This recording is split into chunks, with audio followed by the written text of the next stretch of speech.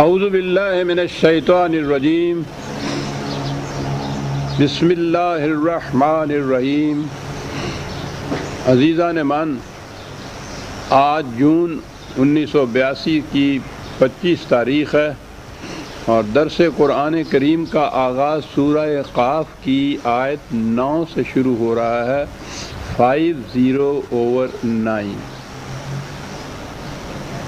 سابقہ درس میں دو باتیں سامنے آئی تھیں اور دونوں ہی بڑی انقلاب آفرین ہیں۔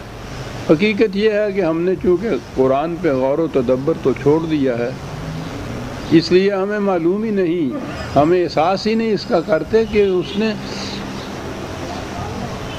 دنیا انسانیت میں کتنے انقلاب آفرین اقدامات کیے ہیں، کیسے کیسے نظریات دیے ہیں جو واقعی ایک انقلاب برپا کرنے والی چیز ہے۔ پہلی چیز اعتراض ہوا تھا ان کی طرف سے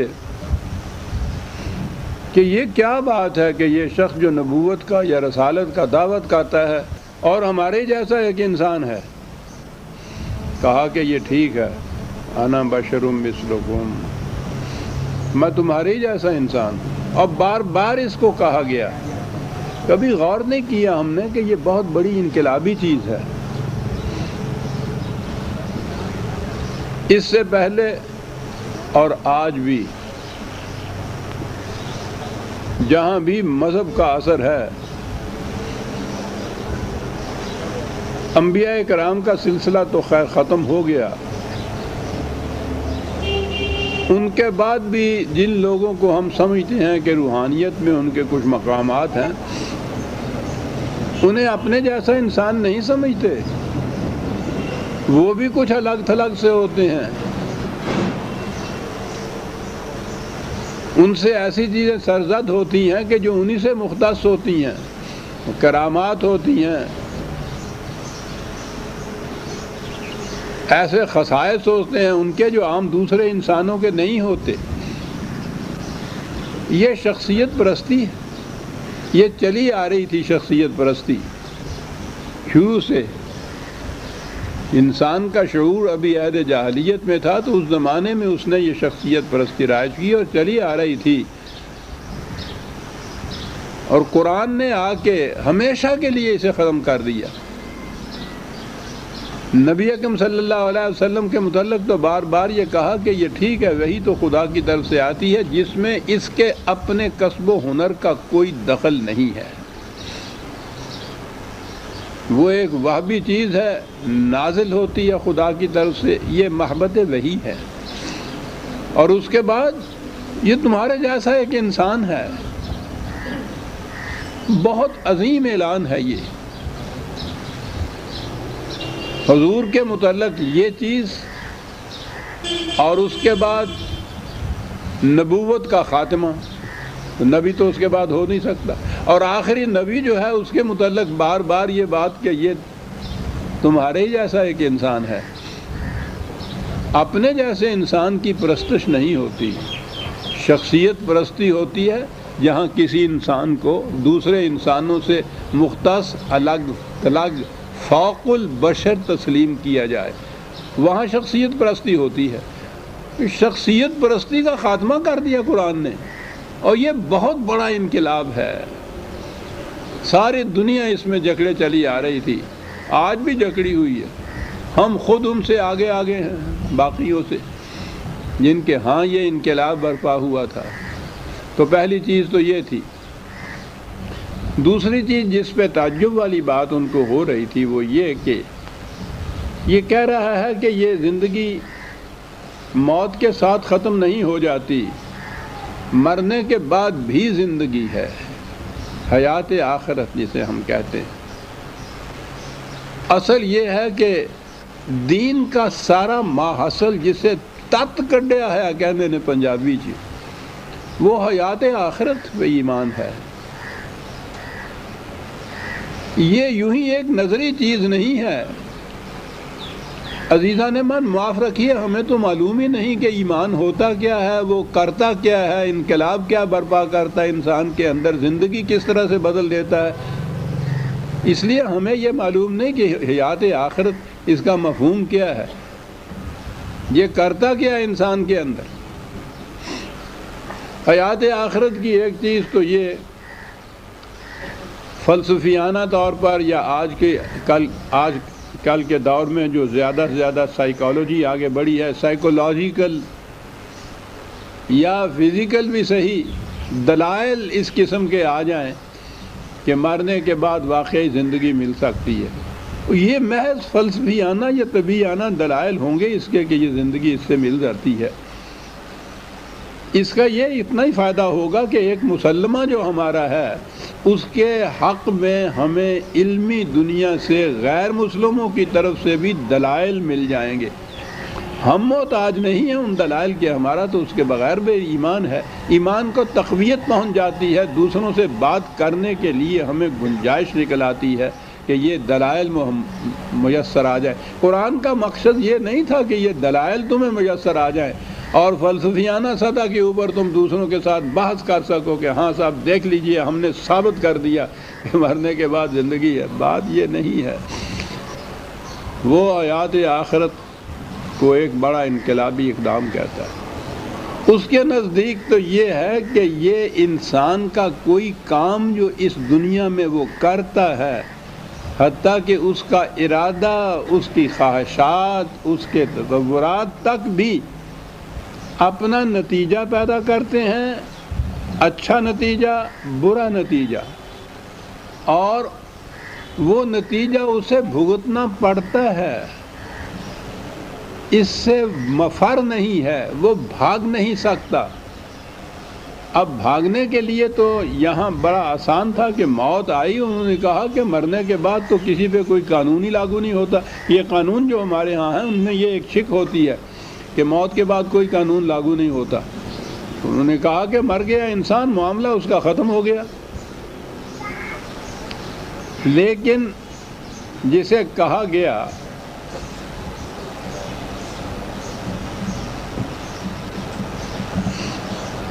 کہ انسان کا کوئی عمل، حتیٰ کہ اس کا دل میں گزرنے والا خیال بھی نتیجہ مرتب کیے بغیر نہیں رہ سکتا، اور اس کا مواخذہ ہوگا اور اس کو بھگتنا پڑے گا۔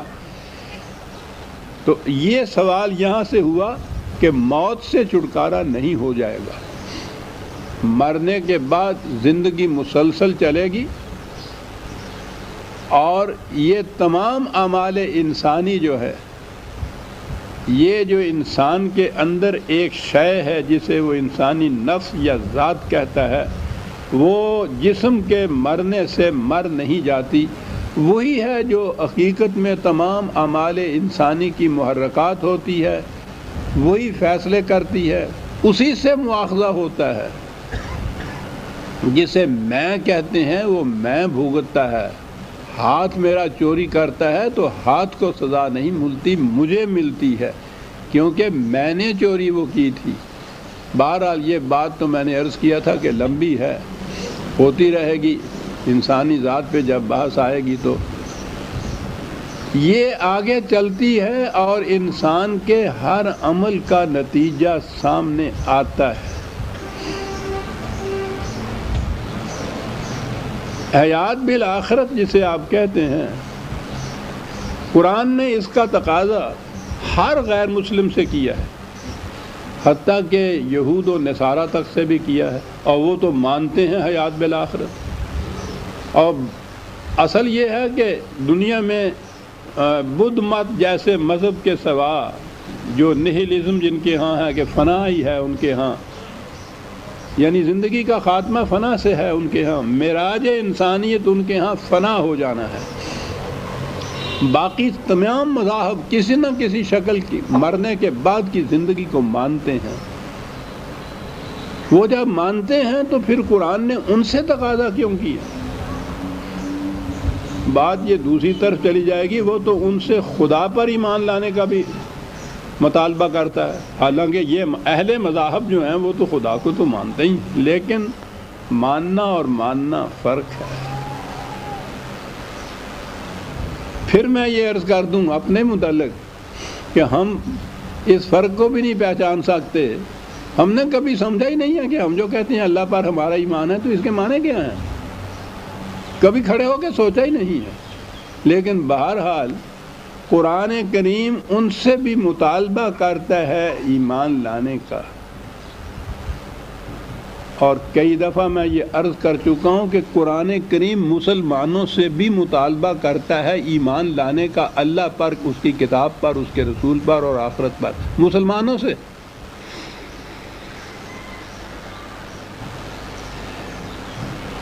وہ لوگ حیات آخرت کو مانتے ہیں. قرآن نے ایک ہی اس کے لیے معیار مقرر کی ہے، وَإِنْ آمَنُوا بِمِثْلِ مَا آمَنْتُمْ بِهِ فَقَدْ اهْتَدَوْا. جس طرح سے تم ایمان لائے ہو قرآن کی روح سے، جب تک وہ اس طرح سے ایمان نہیں لائیں گے ان کو صاحب ایمان نہیں سمجھا جائے گا. تو گویا خود ایمان کا بھی ایک معیار مقرر کر دیا. یہ نہیں ہے کہ میں اپنی مرضی کے مطابق جیسے جی چاہے ایمان لے آؤں، دوسرا کوئی اور اپنی مرضی کے مطابق، کوئی اہل مذہب اپنے مذہب کے عقیدے کے مطابق، دوسرا اپنے مطابق. اس نے کہا کہ اب آخری اتھارٹی آ گئی. اتھارٹی خدا کی طرف سے صرف ایک ہی اب باقی ہے، وہ قرآن ہے. جس طرح سے یہ کہتا ہے اس طرح سے اگر ایمان لایا جائے گا تو وہ ایمان کہلائے گا، ورنہ کسی کا زبانی دعویٰ کہ ہم بھی ایمان رکھتے ہیں وہ قابل قبول نہیں ہوگا. حتیٰ کہ مسلمانوں سے جب کہا گیا ہے کہ تم بھی ایمان لاؤ تو اس کے معنی یہ ہیں کہ کھڑے ہو کر یہ سوچو کہ وہ قرآن ایمان کہتا کس کو ہے. کیا ہمارا یہ زبانی دعویٰ جو 4 الفاظ ہم دہرا دیتے ہیں کہ ہمارا بھی ایمان ہے، کیا یہ اس کے مطابق ہے؟ وہ یہ کہتا ہے. دنیا کے اہل مذاہب آخرت کی زندگی کو مانتے ہیں، یا یوں کہیے کہ مرنے کے بعد کی ایک زندگی کو مانتے ہیں کہ پھر زندگی ہوتی ہے. کاہے کے لیے مانتے ہیں؟ فرق نظر آ جائے گا دو فکروں کے اندر کہ وہ کیوں ان سے تقاضا کرتا ہے کہ تم بھی ایمان لاؤ، جیسا قرآن کہتا ہے ویسے ایمان لاؤ. یہودی مرنے کے بعد کی زندگی پر ایمان لاتے ہیں یہ کہنے کے لیے کہ جنت میں صرف بنی اسرائیل کے لوگ جا سکیں گے، کوئی اور نہیں جا سکے گا. تو ان کا آخرت پر ایمان کے معنی ہیں بنی اسرائیل کا جنت میں جانا اور غیر بنی اسرائیل کا جہنم میں جھونک دیا جانا. یہ ہے ان کا مقصد. قرآن یک قلم اس کی نفی کرتا ہے کہ یہاں نسل کا سوال نہیں، قوم کا سوال نہیں ہے. تو گویا ان کا ایمان آخرت کے صرف اس مقصد کے لیے ہے کہ بنی اسرائیل جنت میں اور غیر بنی اسرائیل جہنم میں. نصارہ کا بھی ایمان ہے مرنے کے بعد کی زندگی. کاہے کے لیے؟ کہ جو شخص حضرت مسیح علیہ السلام کے صلیب دیے جانے اور ان کے کفارہ پر ایمان رکھے گا وہ جنت میں جائے گا، جو اس پہ ایمان نہیں رکھے گا وہ جہنم میں جائے گا. تو وہ مانتے ہیں حیات آخرت کو اس کے لیے کہ وہاں عیسائی جو کفارے پر ایمان رکھتے ہیں وہ جنت میں جائیں اور غیر سارے جتنے بھی ہیں وہ جہنم میں چلے جائیں. وہ اس کے لیے ایمان رکھتے ہیں. آؤ غور کیجئے قرآن کیوں ان سے بھی مطالبہ کر رہا ہے. یہ ہمارے قریبی ہندو دھرم والے، وہ ان کا تو پوچھئے ہی نہیں، دھرم سارا ہی توہم پرستی ہے. ان کے ہاں یہ تناسخ یا اواگون یا جون کا مسئلہ ہے. وہ مانتے یہ ہیں کہ ہر مرنے والا انسان مرنے کے بعد پھر پلٹ کے اسی دنیا کے اندر آتا ہے، لیکن معلوم نہیں وہ کس شکل میں آتا ہے. وہ چوہے کی شکل میں، گدھے کی شکل میں، شیر کی شکل میں، انسانوں میں سے شودر کی شکل میں وہ دنیا میں پھر آتا ہے. اور یہ چکر جو ہے پھر وہ مر جاتا ہے، پھر آتا ہے، پھر مر جاتا ہے، پھر آتا ہے. کو 32 کروڑ دفعہ ایک چکر کاٹنا پڑتا ہے ان کو. اسی طرح سے وہ آتا رہتا ہے اور یہاں سے جاتا رہتا ہے. آوا گاؤن یہی معنی ہیں اس کے، آتا ہے اور جاتا ہے. لیکن اس آنے والے کو نہ تو یہ معلوم ہوتا ہے کہ اس سے پہلے میری زندگی کیا تھی اور میں کیا تھا، نہ یہ معلوم ہوتا ہے کہ مجھے جو اب یہ چوہے یا کتے کی شکل میں دنیا میں بھیجا گیا ہے تو کون سے میں نے جرائم کیے تھے جن کی پاداش میں یہ کیا گیا ہے، اس کا بھی علم نہیں ہوتا، اسے کچھ پتہ نہیں ہوتا اپنی پچھلی زندگی کا، پچھلی زندگی کے اعمال کا، نہ اس کا کہ مجھے کیوں یہ شکل دے دی گئی۔ بس اتنی سی چیز وہ بھی یہ حیوانات ہیں، ان کو تو یہ بھی نہیں کہ وہ سمجھ بھی لیں کہ ہمیں کیوں ایسا کیا گیا ہے۔ انسانوں کے متعلق البتہ انہوں نے یہ کہا کہ شودروں کو، ویشوں کو، چھتریوں کو یہ سمجھ لینا چاہیے کہ شودر کو اگر بدترین انسان پیدا کیا گیا ہے تو اس لیے کہ انہوں نے اپنی پہلے جنم میں اس قسم کے برے کام کیے تھے، اس کی پاداش میں ان کو یہ کچھ بنایا گیا ہے۔ انہیں کچھ پتہ نہیں ہوتا کہ ہم پہلے جنم میں کیا تھے، ہم نے کیا کام ایسے کیے تھے۔ ان سے کہا گیا کہ بس تمہیں یہ اس کے اوپر ایمان رکھنا چاہیے، یقین رکھنا چاہیے کہ تم نے کچھ کیا تھا۔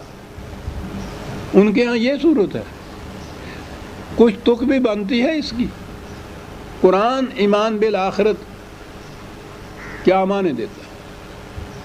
وہ کہتا یہ ہے کہ یہ زندگی مسلسل چلتی ہے اور انسان اس زندگی میں جو کچھ کرتا ہے اور اس کے ان کاموں کا نتیجہ اس دنیا کے اندر ایسے مواقع نہیں آتے کہ وہ بھگتے رہ جاتے ہیں، وہ اس کا مواخذہ وہاں ہوگا، اور ایسے نہیں ہوگا کہ اس کو کچھ علم ہی نہ ہو۔ اس کو خود معلوم ہوگا کہ میری پہلی زندگی کیا تھی، میں اس میں کیا تھا، میں نے کیا کیا تھا، جس کے خلاف کیا تھا وہ بھی موجود ہوگا، اس کا بھی اسے علم ہوگا، وہ ماحول موجود ہوگا، وہ گواہ ہوں گے اس کے۔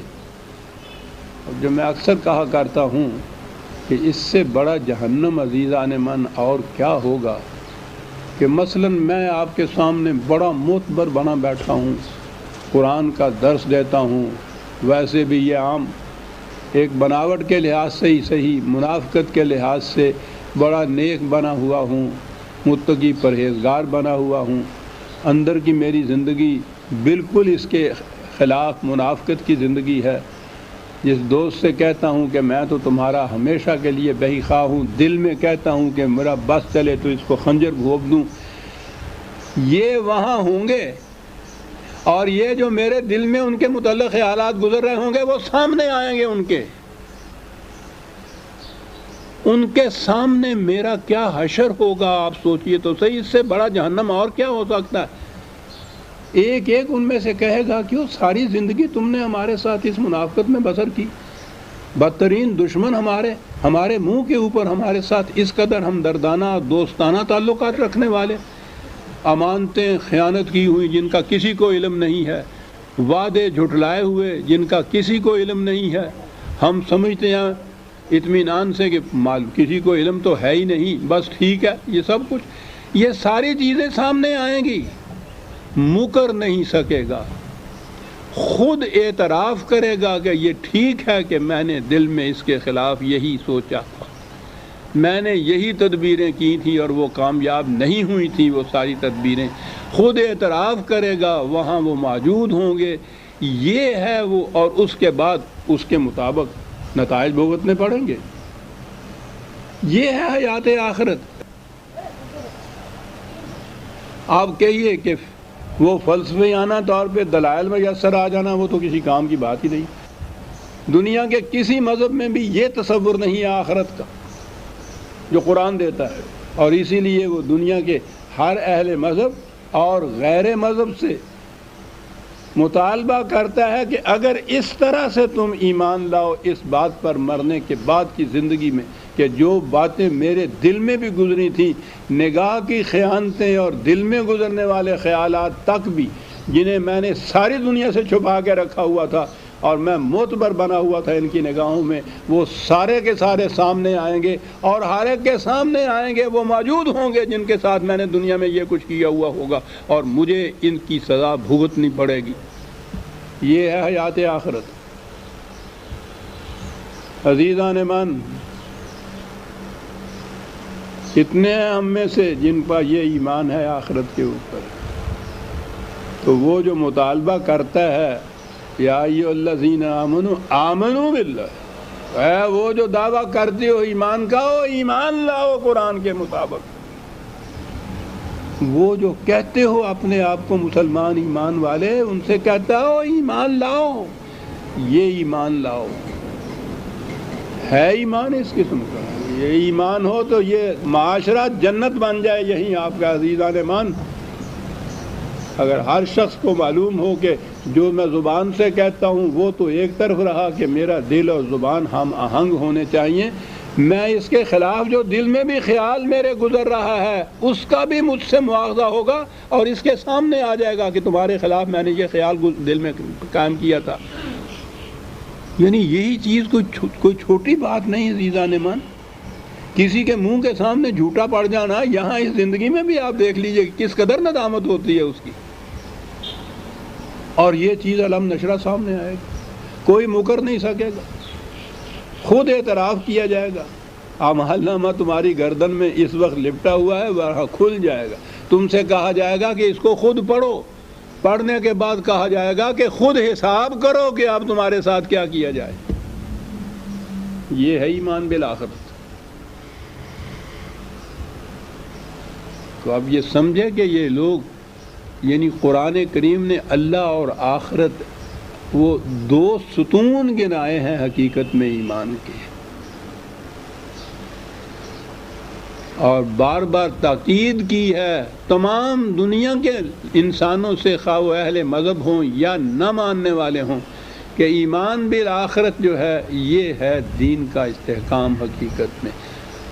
یہ جتنا کچھ ہم کر رہے ہیں، اسلامائزیشن، اسلامیانہ، اسلامی قوانین، اسلامی تعزیرات، یہ ساری چیزیں عزیزان ایمان یہ کوئی نتیجہ نہیں برآمد کر سکتی تا وقت ہے کہ یہ ایمان بالآخرت نہ پہلے پیدا کیا جائے دلوں کے اندر، اور پھر تو ضرورت ہی نہیں رہتی نہ کسی ہتھکڑی والے کی اور نہ کسی پھانسی والے کی۔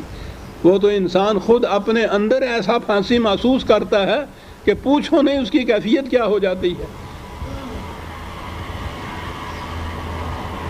وہ جو میں نے کہا تھا کہ وہ بچی خیمے کے اندر رات کی تنہائیوں میں بھی ماں کے کہنے پہ دودھ میں پانی نہیں ڈالتی تھی کہ نہیں اماں، خلیفہ نے کہا تھا کہ یہ خدا کا حکم ہے، اور کہا تھا کہ خدا دیکھتا ہے۔ اس وقت اگر خلیفہ نہیں بھی دیکھ رہا تو کوئی بات نہیں، خدا دیکھتا ہے۔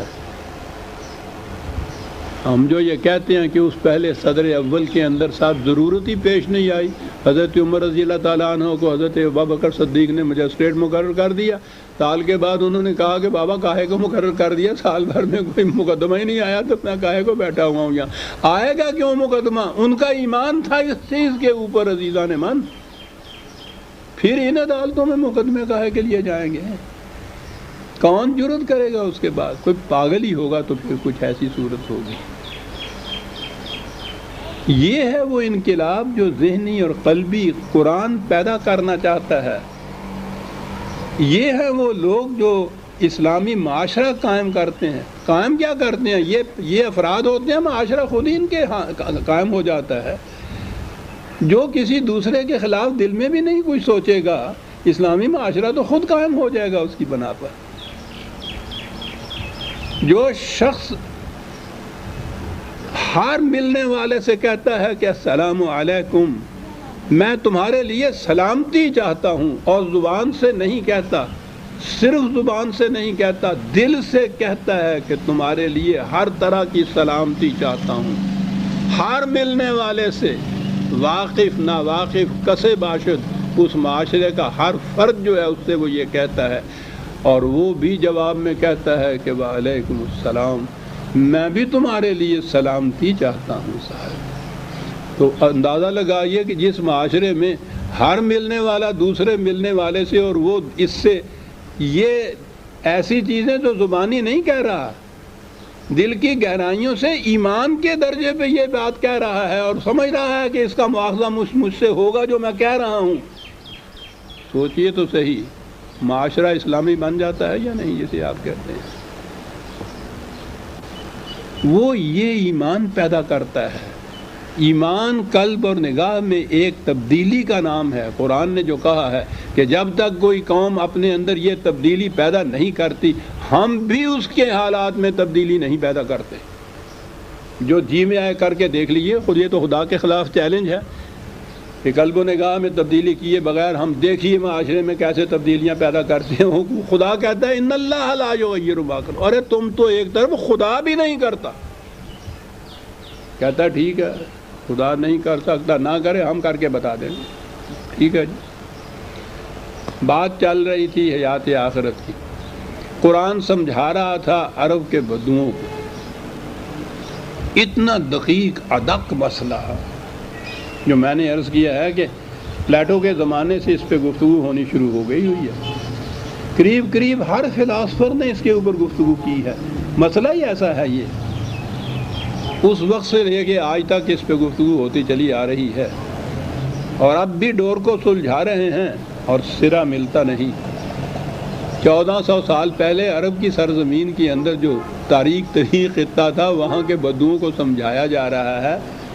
تو پہلی چیز تو یہ سمجھائی. بات کہنے کی یہ تھی کہ یہ ضروری نہیں کہ جس چیز کو تم آنکھوں سے دیکھو صرف اسی پہ ایمان لاؤ. علامات سے بھی ایمان لایا جاتا ہے. پہلی چیز یہ کہی کہ یہ اتنے عظیم الشان قرے جو ہیں آفتاب کو تو دیکھو.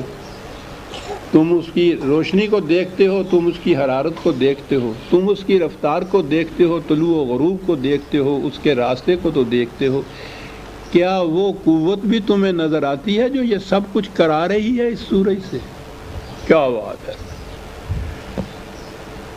وہ بدو تو ایک طرف, یہ تو آج کا جو ایٹامک انرجی کا سائنٹسٹ ہے وہ بھی اس قوت کو دیکھ نہیں سکتا. اس کی جتنے علامات ہیں ان سے ہی وہ پہچان کے آگے چل رہا ہے. دیکھنے کی بات آج بھی نہیں ہے. کہا تم یہ کہہ رہے تھے نا کہ ہمیں دکھاؤ تو صحیح ذرا کہ ہمارے باپ دادا جو مر چکے ہیں وہ کیسے اٹھتے ہیں. کہا یہ تم اتنی سی بات تو بتاؤ ذرا. آپ اندازہ لگائیے 1400 سال پہلے کے بدو کو بھی دلیل دی گئی, آج کے ایٹامک انرجی کے سائنٹسٹ کو بھی دی گئی کہ دیکھنا ہی اگر تم کہتے ہو تو تم ذرا بتاؤ دیکھتے ہو اس انرجی کو. انرجی جو ہے وہ تو نظر ہی نہیں آتی, محسوس ہی نہیں ہوتی. انرجی تو بڑی آگے کی چیز ہے عزیزان من. یہ الیکٹرک کرنٹ جو ہے جب تک کسی شے کے اندر یوں نہ ہو اس وقت تک آپ کو معلوم ہی ہوتا کہ کرنٹ ہے. کسی کنکریٹ محسوس شے کے اندر وہ کرنٹ آتی ہے تو پھر وہ محسوس ہوتی ہے. اس سے الگ ہٹ کے کرنٹ الگ اس سے محسوس نہیں ہوتی, دکھائی نہیں دیتی.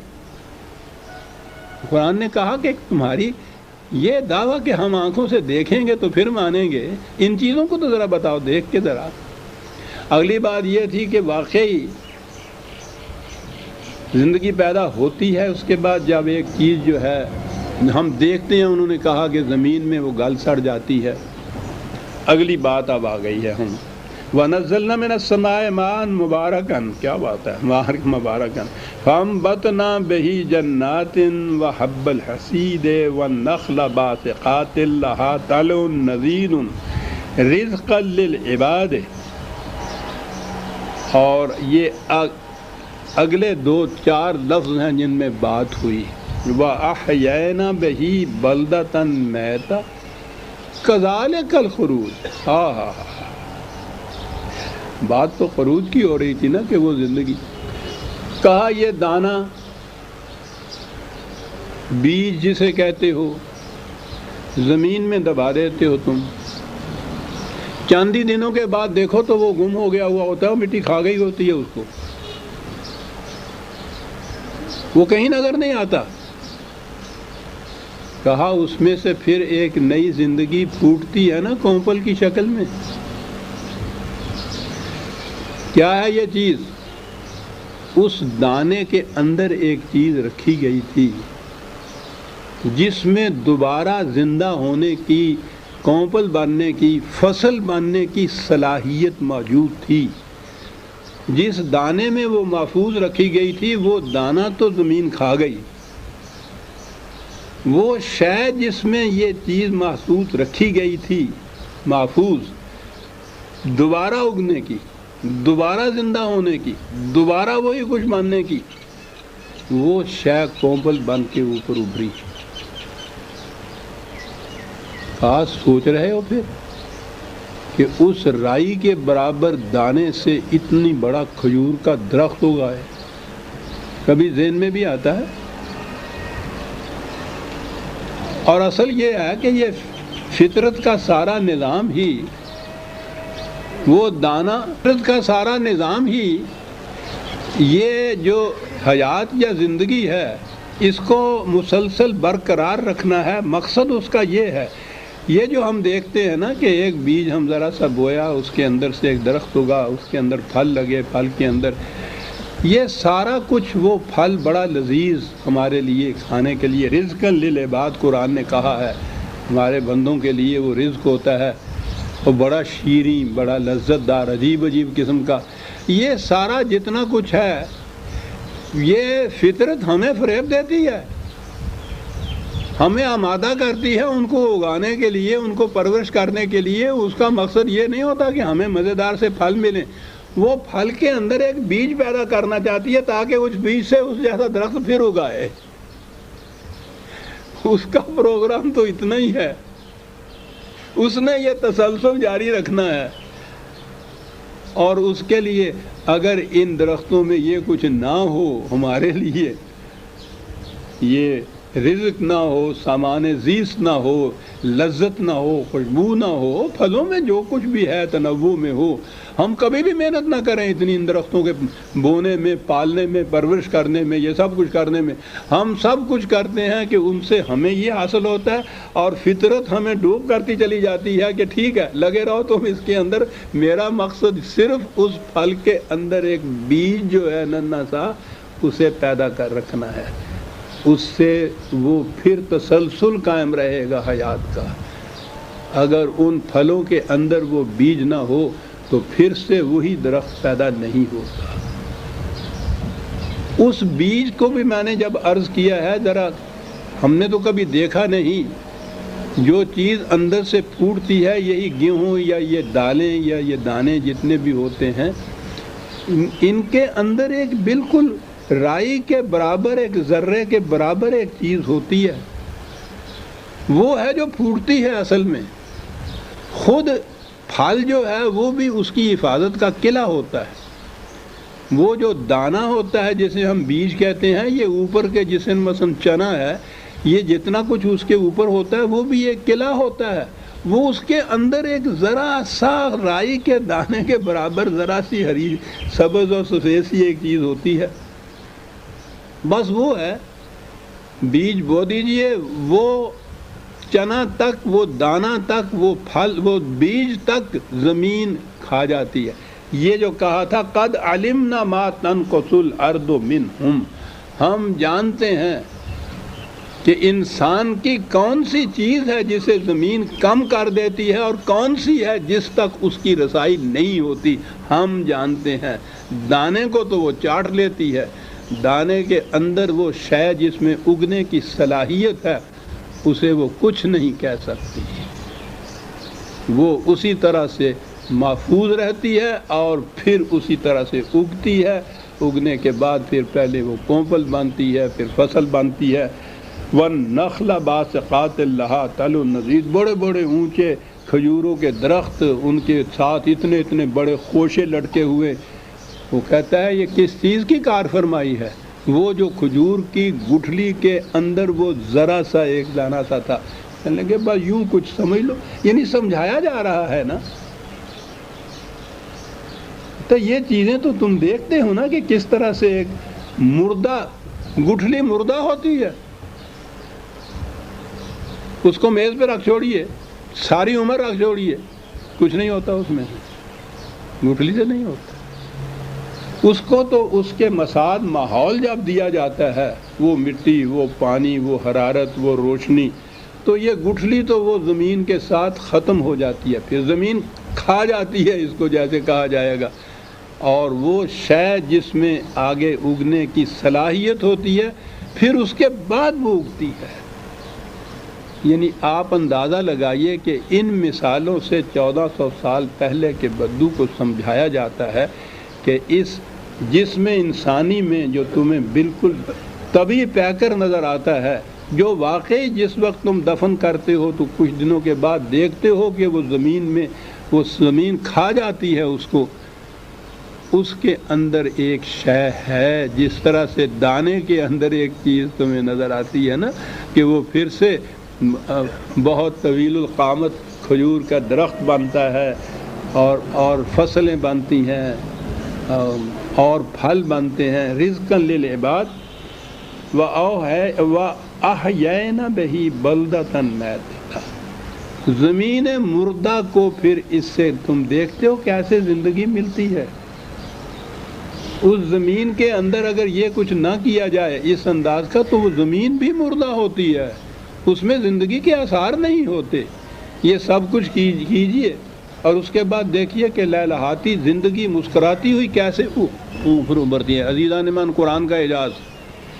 یہ ساری مثالیں دینے کے بعد کہا یہ کہ یہ ایک زمین مردہ کو ہم زندہ اس طرح سے کرتے ہیں، دیکھتے ہو نا، کہا کذالک الخروج، ارے بابا اسی طرح سے انسان زندہ ہو جائے گا۔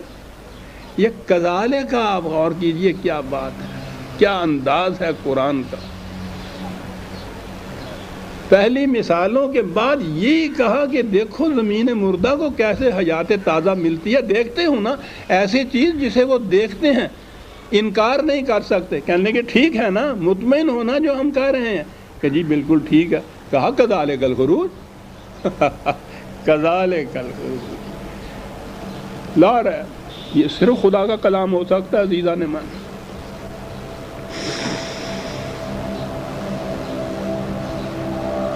آفاقہ گردیدام مہر بتاں ورزیدام بسیار خوباں دیدام اما تو چیز دیگری۔ بہت کچھ پڑھا عزیزان من، ساری عمر گزر گئی اس کے اندر، افلاطو سے لے کے آج کے آئنسٹائن تک چھوڑا کسی کو نہیں۔ میں عقیدے کی بنا پہ نہیں کہتا، علی وجہ البصیرت کہتا ہوں کہ یقیناً یہ چیز جو ہے یہ کسی انسان کا قول نہیں ہے۔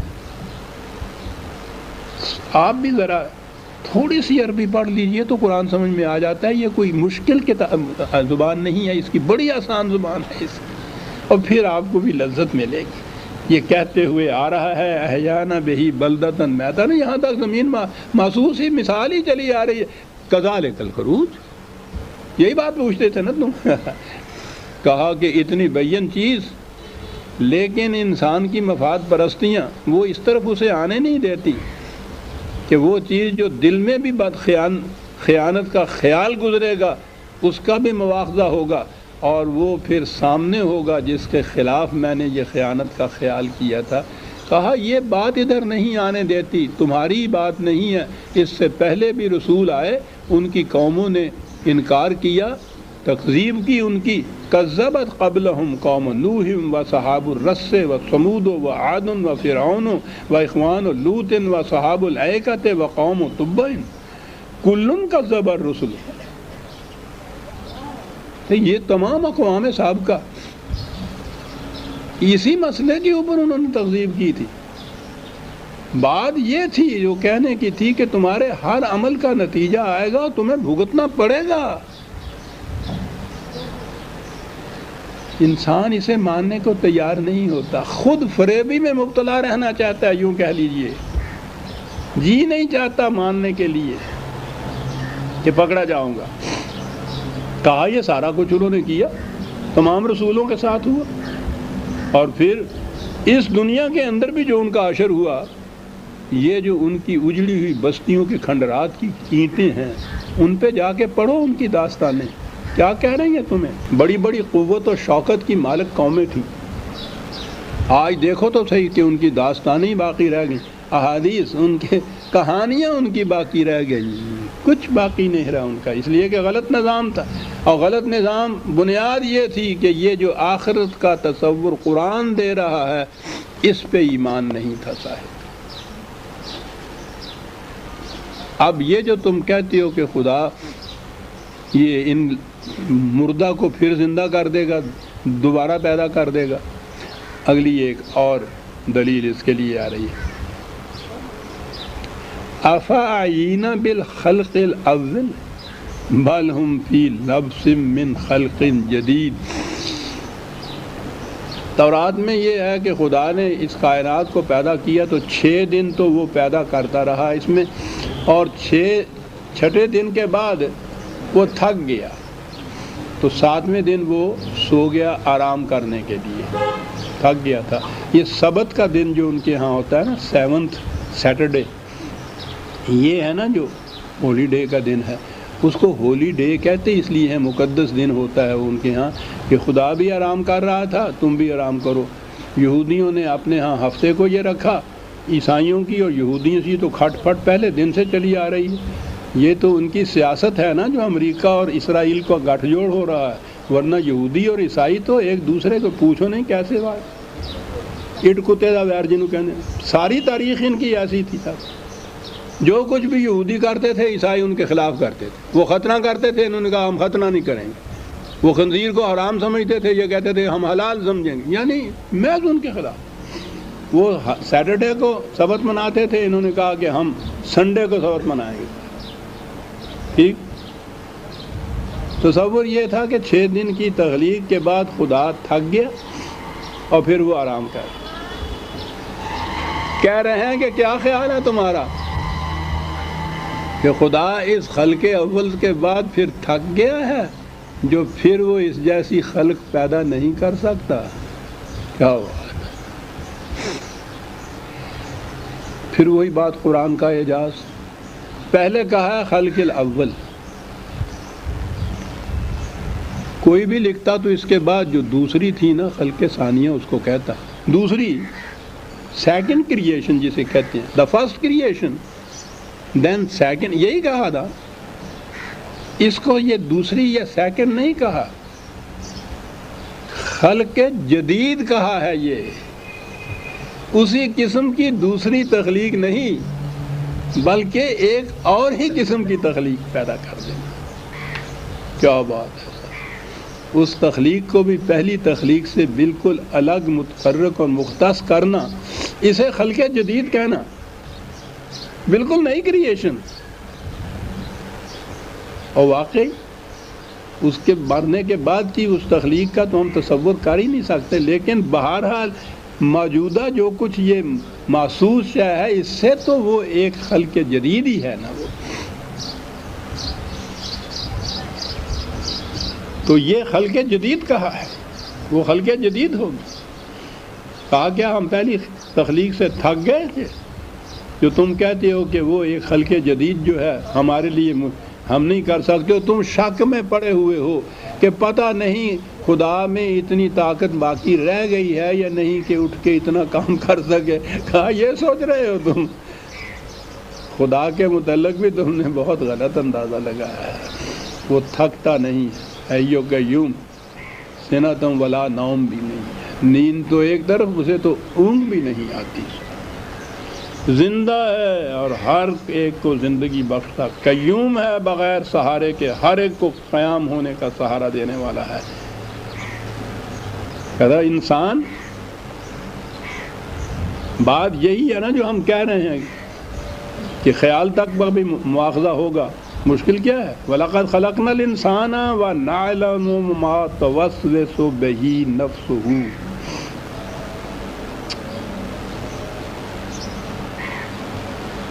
کوئی مشینری بگڑ جائے تو وہ مکینک جس نے اس کا بعد میں کچھ علم حاصل کیا ہوگا، وہ ادھر ادھر کچھ ٹو کر اس کو تجسس کر کے اندازہ کر کے کچھ دیکھے گا کہ شاید یہ ہو، شاید یہ ہو۔ جس ماسٹر نے اس مشینری کو بنایا ہے اس کے سامنے اگر اس میں کوئی اس قسم کی چیز پیدا ہو تو وہ فوراً کہے گا کہ فلاں جگہ نقص ہو گیا، اس لیے کہ وہ کہے گا کہ میں نے تو بنایا ہے اسے۔ بظاہر کیسی پیش پا افتادہ سی مثال ہے۔ کہا یہ سوچو، جس خدا نے انسان کو بنایا ہے وہی واقف نہیں ہے اس سے۔ کیا بات ہے!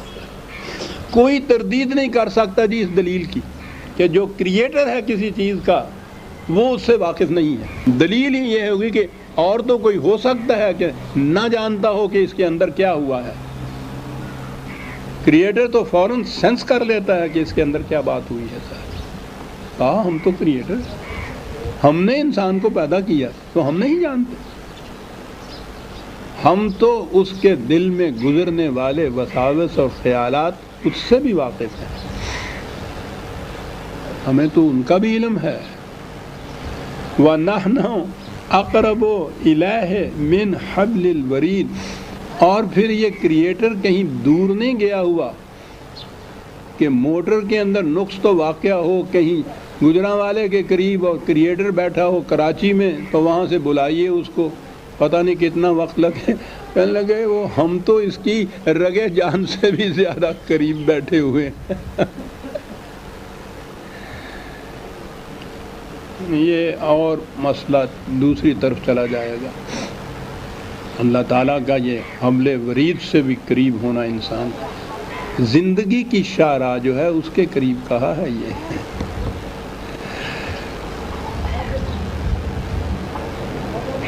وہی زندگی عطا کرنے والا ہے نا،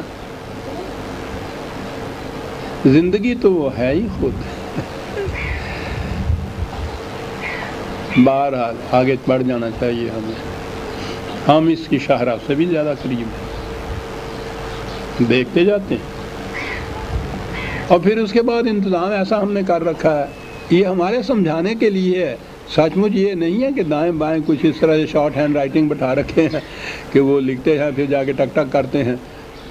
اِذْ يَتَلَقَّى الْمُتَلَقِّيَانِ عَنِ الْيَمِينِ وَعَنِ الشِّمَالِ قَعِيدٌ، اس کے دائیں بائیں نگہبان، پاسدار، نوٹس لینے والے، لکھنے والے وہ بیٹھے ہوئے ہوتے ہیں، ہر وقت اس انتظار میں ہوتے ہیں کہ اس کے دل میں کوئی بات گزرے اور ہم نوٹ کریں، اس انتظار میں ہوتے ہیں۔ کیا بات ہے اس کی بھی۔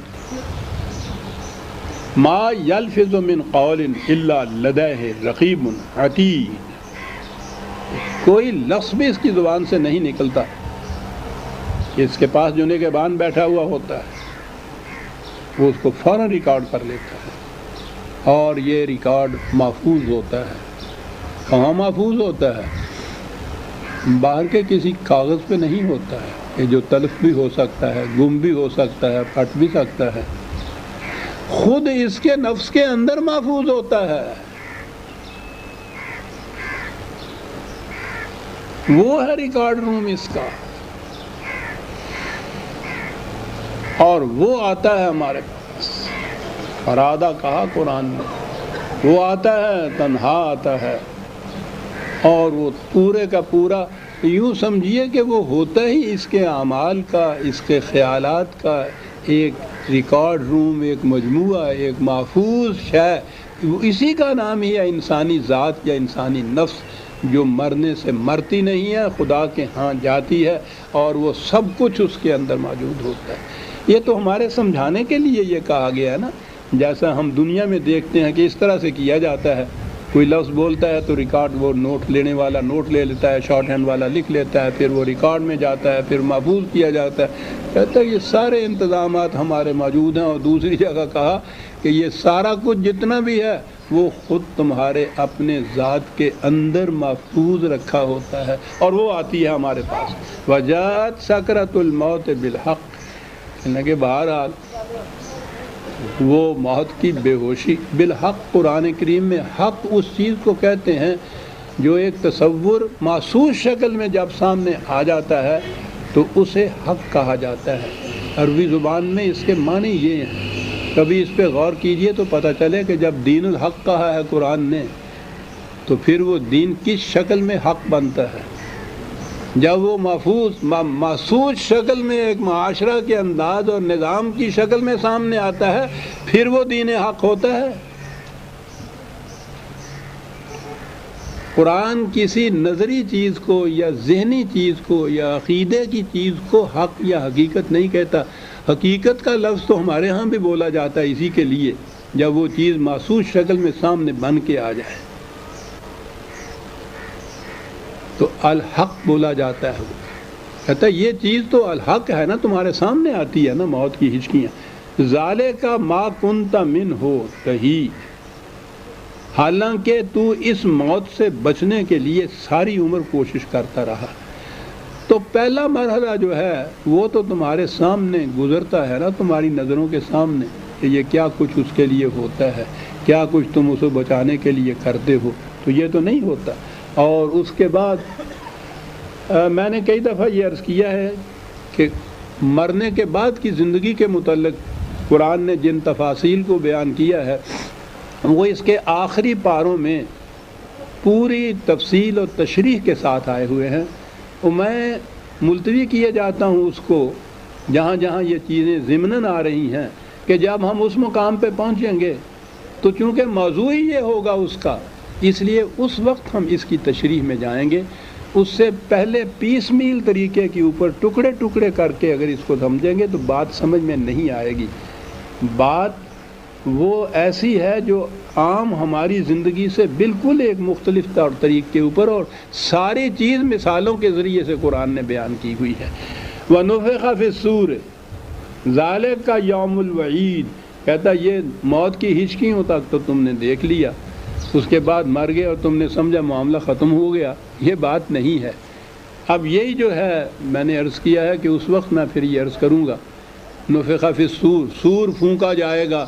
وہ ذہن میں وہ ہے نا ہمارے ہاں سور، یہ سرنائی یا یہ جو توتی جنوں کہندے نے ساڈے وجاؤندے ہے نا، اس طرح سے، یا بگل سمجھ لیجئے آج کے اصطلاح میں، یہ عام طور پہ یہ کہا جاتا ہے کہ یہ بگل پھونکا جائے گا، تو اس وقت پھر یہ مردے سارے اٹھیں گے، یہ سب کچھ میں نے عرض کیا ہے کہ یہ میں اس وقت عرض کروں گا۔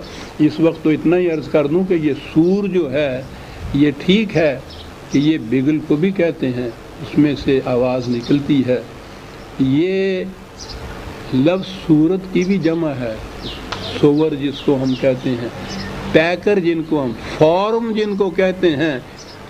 میرا خیال ہے صاحبان علم اس بات کو سمجھیں گے، جب تک فارم شکل نہیں کوئی اختیار کر لیتی، فارم اس وقت تک وہ ایگزسٹنس میں نہیں آتی، وجود میں وہ شے وہی آتی ہے جو ایک فارم اختیار کرتی ہے۔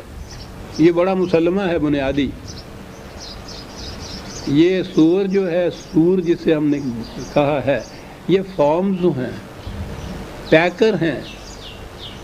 نفخہ کے معنی ہوتا ہے اس میں توانائی بھر دینا۔ کہا موت تک تو تم جانتے ہو، پھر دیکھتے ہو کہ مردہ ہوتا ہے۔ ہمارے لیے مشکل نہیں ہے کہ ہم پھر ان پیکروں میں اثر نو توانائی بھر دیں۔ کیا بات ہے، اس انداز میں بات کر جاتا ہے قرآن۔ ذالک یوم الوعید، اور وہ ہے وہ دن جس کا ہم تم سے وعدہ کر رہے ہیں۔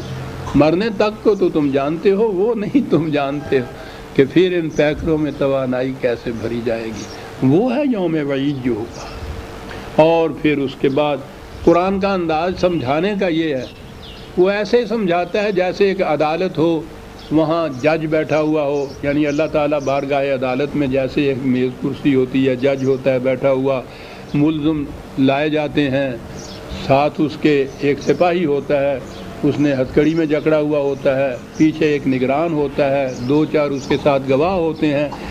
سمجھانے کے لیے قرآن یہ نقشہ پیش کرتا ہے، بتانے کے لیے کہ ہم دھاندلی نہیں کرتے کہ کوئی آیا سامنے اور جس کو جی چاہا ہم نے کہا بھیج دو جنت میں، جنت میں کہا اس کو جنت میں بھیج دو۔ یعنی میں یہ سمجھانے کے لیے کہ ہمارے ہاں عدل کا پورا طریقہ برتا جاتا ہے، یہ باتیں کہی گئی ہیں۔ ورنہ بات تو اس نے یہ کہی ہے کہ تم خود اس کا اقرار کرو گے کہ ہاں صاحب میں نے یہ جرم کیا ہے، تو اس میں تو ضرورت ہی نہیں رہتی نہ کسی شاہد کی نہ گواہ کی۔ لیکن یہ سمجھانے کے لیے کہ ہمارے ہاں ایسی ڈکٹیٹرشپ نہیں ہے کہ ہم جس کو جی چاہے کہہ دیں کہ بھیج دو جہنم کے اندر اور بھیج دو ان کو جنت کے اندر، یہ نہیں ہے۔ عدالتی کارروائی جیسی تمہارے ہاں ہوتی ہے نا، ساری پوری ہوگی، چھان پھٹک ہوگی، تمہارے گواہ ہوں گے، تم سے بیان لیا جائے گا، یعنی یہ سمجھانا ہے، یاد رکھیے۔ وجاءت کل نفس معہا سائق و شہید، ایک ایک فرد آئے گا عدالت میں ہمارے، اس کے ساتھ ایک تو اس کو چلانے والا ہوگا، ہتھکڑی پہنا کے آگے آگے وہ جا رہا ہے اور اس کے پیچھے چلا جا رہا ہے، اور اس کے ساتھ پیچھے ایک نگران ہے کہ کہیں بھاگ نہ جائے، یہ سب ہاں 2 منٹ باقی ہیں، 2 ہی منٹ میں 2 ہی باتیں میں کر لوں۔ کیا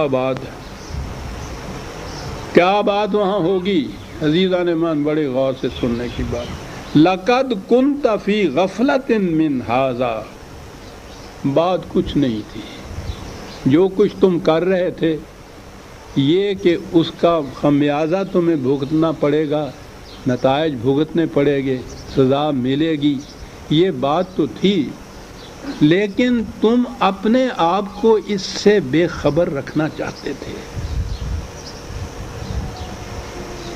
اس بات کو اپنی یاد میں نہیں لینا چاہتے تھے کہ یہ بڑی تلخ چیز تھی تمہارے ہاں کی، تم بے خبر اپنے آپ کو رکھنا چاہتے تھے۔ آج ہم نے صرف اتنا کیا ہے، فَكَشَفْنَا عَنْكَ غِطَاءَكَ معاف رکھنا، فَكَشَفْنَا عَنْكَ غِطَاءَكَ، ہم نے کچھ نہیں کیا آج، وہ جو تم نے خود اپنی آنکھوں پہ غفلت کے پردے ڈال رکھے تھے تاکہ تمہیں نظر نہ آئے کہ اس کے نتائج کیا ہیں، بس وہ صرف پردے اٹھا دیے۔ عزیزان من، کوئی سائیکالوجسٹ اس کی داد دے گا کہ تحت الشعور میں انکانشیس مائنڈ کے اندر جو چیزیں چھپی ہوئی ہوتی ہیں ان کو وہ باہر لانے کے لیے جتنی تگ و دو کرتا ہے، ان کے ہاں ڈسکور، وہ بات جس کو کہتے ہیں لفظی، ان کے ہاں یہی ہے، یہ ڈسکور، وہ کورڈ ہوتی ہے اور وہ کور اٹھا دیا جاتا ہے اس سے، اور وہ یہ سائیکالوجی سائیکیٹرسٹ وہ کہلاتے ہیں جو اس طرح علاج کرتے ہیں، وہ کرتا اتنا ہی ہے، وہ ڈھونڈتا یہ ہے کہ وہ پردہ کون سا ہے جو اس نے ڈال رکھا ہے، اور وہ بات ظاہر نہیں ہونے دیتا، وہ ساری تحقیق تفتیش تجسس اس کی ہوتی ہے پردہ معلوم کرنے میں، اور وہ کہتے ہیں جب معلوم ہو جاتا ہے تو وی اونلی ڈسکور اٹ، ہم اس پردے کو اٹھا دیتے ہیں، حقیقت سامنے آ جاتی ہے، علاج ہو جاتا ہے۔ کشفنا عنک غطاءک، ہم صرف اس وقت اس پردے کو اٹھا دیں گے جو تم نے خود اپنی آنکھوں پہ ڈال دیا تھا، اور نگاہوں کی بات یہ نہیں ہوگی کہ صرف سامنے پڑی ہوئی پیش پا افتادہ چیز ہی نظر آئے، فَبَصَرُكَ الْيَوْمَ حَدِيدٌ، پھر تیری آنکھ اس وقت ایسی ہوگی کہ بڑی سے بڑی، موٹی سے موٹی دیوار لوہے کی بھی بنی ہوئی ہوگی، اس کو بھی چیر کے دوسری طرف کی چیز کو دیکھ لے گی، نگاہیں اتنی تیز ہو جائیں گی، پردہ اٹھا دیں گے، نگاہیں اتنی تیز ہو جائیں گی، ہر چیز کو تم خود دیکھو گے، دیکھنے کے بعد تو انکار کا سوال ہی پیدا نہیں ہوتا۔ بات تو آگے بھی چلتی ہے یہی، وقال قرینہ ھذا ما لدی عتید، ویسے قرین کا لفظ تو قرآن میں ساتھی کے لیے بھی آیا ہے، وہ جو یہاں بہکانے والے دوست ہوتے ہیں ان کے لیے عام طور پہ یہ لفظ آیا ہے قرآن میں، یہ بھی چیز آئی ہے، انہی کو وہ شیاطین بھی کہتا ہے، ان سے بڑا شیطان اور کون ہوتا ہے، سمجھے، بہکانے والے یہی، لیکن یہاں جو بھی پاس بیٹھا ہوا ہو، ساتھ ہو، اس کے لیے قرین کا لفظ آتا ہے۔ کہا یہ سارا کچھ تو یہ کچھ اس کو یوں دکھا دیا جائے گا، اور وہ جو اس کے ساتھ ہوگا وہی اس کا نفس جو ریکارڈ ہے اس کا، وہ یہ کہے گا کہ یہ سارا کچھ جو ہے، اس سے کہے گا کہ یہ کوئی نیا نہیں ہے، یہ سارا ہی میرے پاس تیار رکھا ہے تمہارے خلاف۔ کیا ہوا؟